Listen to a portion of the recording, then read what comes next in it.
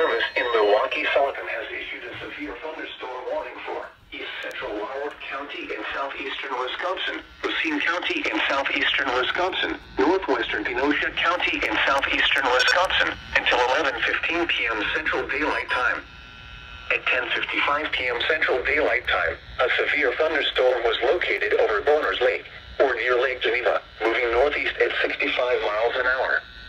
Hazard, 60 miles an hour wind gusts and penny-size hail. Source, radar indicated. Impact, expects damage to roofs, siding, and trees.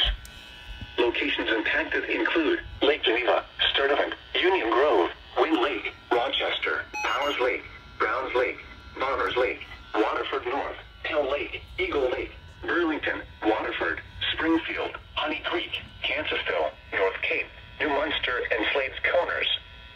For your protection, move to an interior room on the lowest floor of a building.